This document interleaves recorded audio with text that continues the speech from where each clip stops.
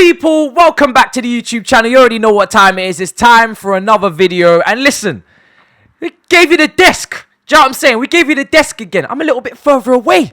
Come closer. Nah, stay away. Do you know what I'm saying? I'm far now. Got a few pieces. Do you know what I'm saying? I'm not talking about jewelry. I'm talking about achievements. Do you know what I'm saying? Things that on record tell you that I can talk about this beautiful game and my opinion is valid. We got ourselves the most improved player in 09, okay, for Lewisham Youth. 2008, by the way. Not 2008. All right. We also got the 2014 league title win under 14s, yeah? So again... How old are you? Don't ask questions. So of course, this is going to give me, you know, the standing I need on this platform to really talk ball with you guys. And obviously, like I said, you know, I came from the same academy as a certain Joe Gomez. So, moving on. The top 3 January signings in that window just gone, in my opinion. Now, Sajid's got his 3. He's going to be chipping in too. But my number 1, all right, top 3 January signings. Make sure you leave yours in the comments below. My number 1 is the obvious one. It's Diaz to Liverpool for £37.5 million. Now, of course, you're saying, Matisse, well, that was obvious, wasn't it? But we just got to talk about this again because people talk about the January transfer window. Very difficult to operate in. How are we ever going to sign players? It's so difficult. Chelsea, we got Giroud in this window. We got, Gary Cahill once upon a time. Liverpool's scouting network. We just got to give it a round of applause because they're not working on such a massive budget like maybe sometimes City or even United. But they managed to find... Why do you mention Chelsea as well? Because we're not really spending like that anymore. I'm not going to lie to you. We kind of looked to... 100 mil! Yeah, but we sold 100 mil worth of talent, so it broke even. Yeah. So, you know what I'm saying? But Liverpool, I've spoken about their scouting technique before. It is A1. Because their owners are a little stingy. But when they sign someone, best believe Liverpool have done their homework, personality-wise and also ability-wise. Now, we'll talk about the system and Klopp and how he fits in a minute. But let's just talk about South Americans. You want to pull up the stats? Got the stats right here? Ooh, I've got the stats too. Okay. I'm prepared. Okay. When South Americans get scouted correctly, it goes mad in the Premier League. We're talking about your Carlos Tevez. You're talking about your Aguero, Suarez. Firmino, if they get it right, it goes mad, okay? And I think they've got it right here. Because if you look at Liverpool, they've always been a team that look press from the front. Energetic, but also quick in transition, want to score goals. They want efficiency. They don't want South Americans who are simply going to want to do 5-star skills every single game and take away from Rabonas, rainbow flicks. They don't want that. They want efficiency. And Diaz screams efficiency. 16 goals in 18 this season. 6 assists also. The guy is on fire at the moment for Colombia as well. And I just think he looks like a humble young man. He looks like he's not just a humble young man. I watched a Rabona He needs some milk. TV episode 4 years ago. This guy was playing football in Colombia. Do you know what it takes to be in the trenches of Colombia? Now playing in the Premier League. Mentality, passion, desire. No, we're not going to do all that. But seriously, he's a baller. And do you know what? From looking at some of his highlights, right, for Porto, it looks like he's got that Coutinho shot to him. You know, when you cut inside on that right foot and you can see the goal. He's goal hungry. Which season? Huh? Which season? The good ones or the bad ones? The good ones. Coutinho in his prime, of course. But Coutinho for Liverpool, once he cut in on his right foot, game over. Away to Stoke, Man City at home. I can give you numerous examples of Coutinho just cutting on his right foot and bending it into that far corner. Diaz looks like he's got that Coutinho. Robin, yeah, but on the other side, do you know what I'm saying? He's got that deadly. Robin cutting on that left. It was a Mazzolini. And he comes straight into the team, in my opinion. Not obviously maybe immediately, because we know Klopp likes to take his time, you know, putting players into this squad in terms of, you know, letting them get used to the Premier League first. He did it with Fabinho, did it with Keita, did it with Timakasis, of course, you know, second choice to Robertson, Konate this season. He likes to give them time to bed in before he throws them in. But this is, again, planning from Liverpool to a T. Sadio Mane, last year and a half, hasn't really been the same to Liverpool standards. For Chelsea, he'd still be our best attacker. But for Liverpool standards, a little decline from Mane. Little kick up the arse from Klopp to say, listen, if you're not on it, here's Diaz. It's the same thing with Jota and Firmino. I'm telling you, these brothers don't miss. It's incredible. But do you know why I think Jota's a bad boy? It's because Jurgen. Do you know?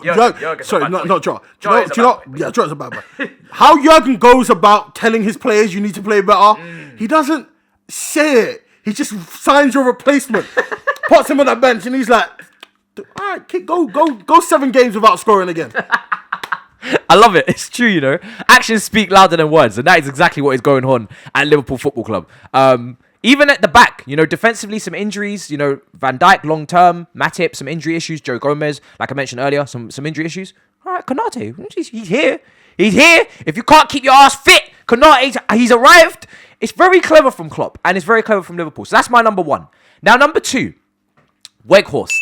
Just signed for Burnley, 12 million. They have made, I think, about an 18 million profit because Chris Wood went to Newcastle. 13 million. 13 million, sorry. I have to say, 2 goals.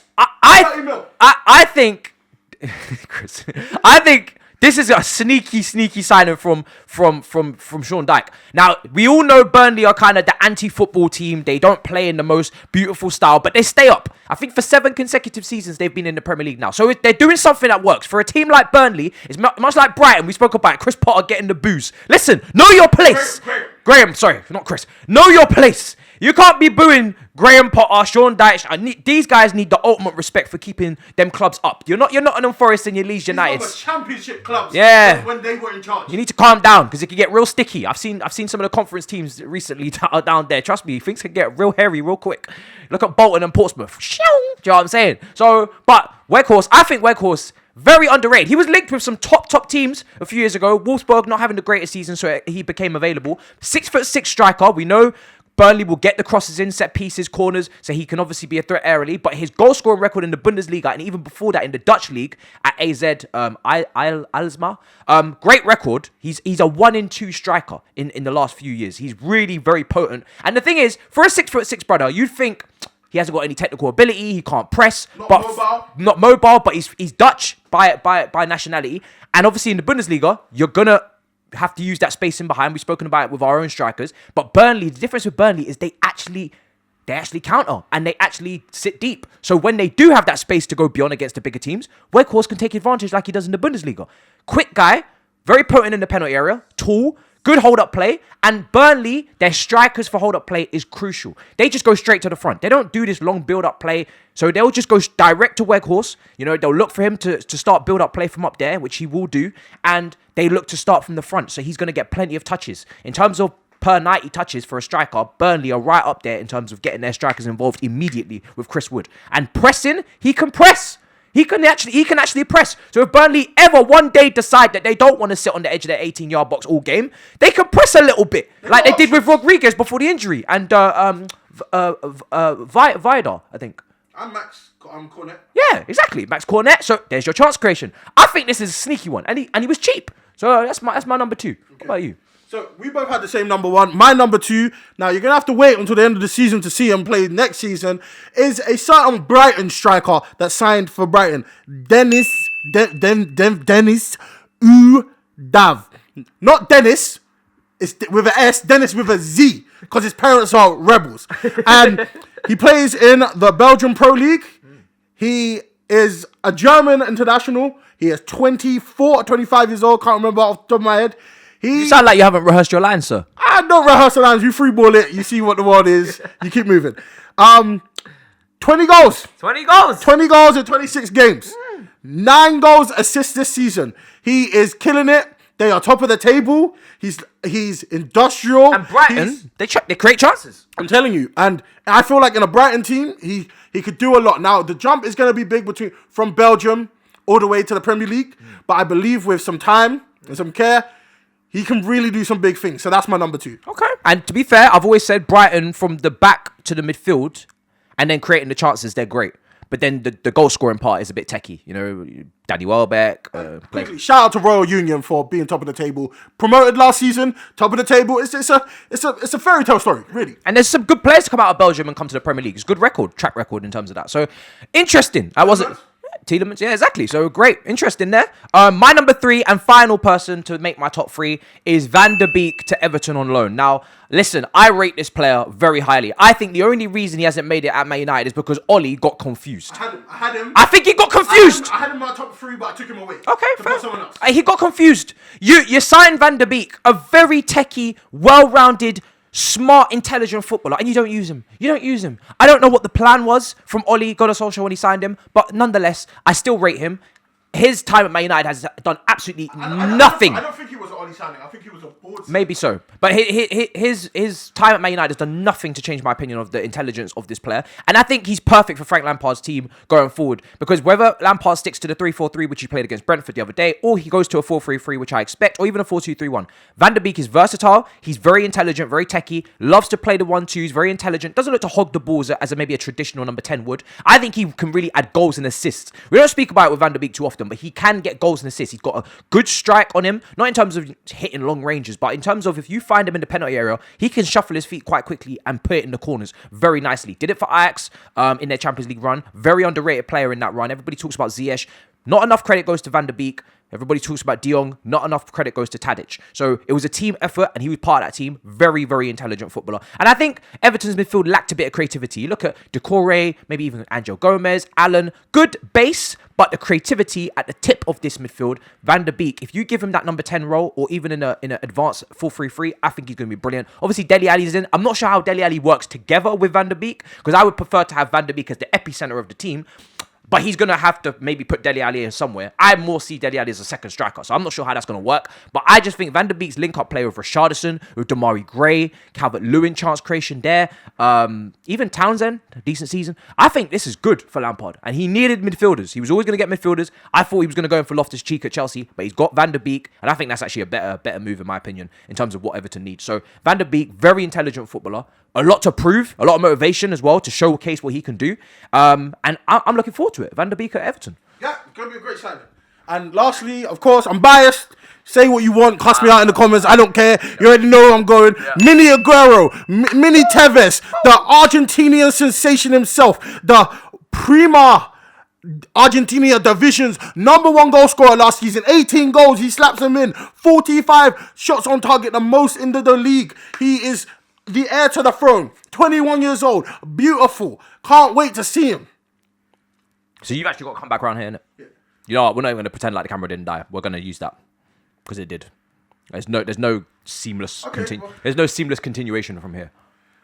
So we're going to pretend though, right? We're not going to pretend. The camera died because you haven't changed the setting and there's no seamless transition. Okay, so carry on. So I've, on review to know where we recorded last, I didn't know how much of me was in the screen. The stain on the shorts. I wasn't meant to be wearing shorts. I only thought you could see the upper half of my body. It's not the case. It's very similar to when you have a job interview and you just don't wear pants. You know? Oh, you mean the Zoom calls? The Zoom calls. You're just wearing a suit from the upper hair and then the bottom half is just boxers. I didn't know you could see the stain. Otherwise, I'd be wearing normal stuff. I was going to play it off like we didn't see it happen. We did. Cut back onto it. Yeah, so I'm just really excited to see him. Okay. Yeah, I'm looking forward to him coming in. I don't really know if this means Man City are not going to sign a natural number 9 type Erling Haaland links. Who knows? But it's interesting. It's very interesting. My top 3, Saj's top 3. We agreed on the first one. Then obviously different for the seconds. I'm looking forward to all of these players and how they do. None of them play for, well, like rivals in a sense for me in terms of my top 3. Well, obviously Liverpool, but I kind of sneakily want Liverpool to win the league now. Just saying. Yeah, Big Steven Saj, they need to be humbled. So what can we do? I know I don't really have any beef with Liverpool fans. It is what it is. I know you're going to disagree with that, but it is what it is. Anyway, smash up the icons. Been a long video. I will see you. Don't cuss me too hard about the... Yeah. Please, allow me with the shorts. Yeah. Let me know your top 3 January transfer signings. Obviously, this will be up after Twitch AFCON final live stream. So if you're wondering why I haven't done an AFCON final live stream on YouTube, it's because it's on Twitch. So if you haven't followed... So we're doing this ahead of time. Yeah, so follow on Twitch because you've already missed it. And tomorrow there'll be another video and we'll continue to bring joy to your day. And if you're not happy watching this, then just don't watch. Goodbye. Thank you. Peace. Very honest. Very honest. God damn. It's optional. Woo! Oh, this is really cool, man. Very cool. Uncle made it. Hold up. Nah, they seen it. You still recording? Yeah. Jesus Christ. Just end the video.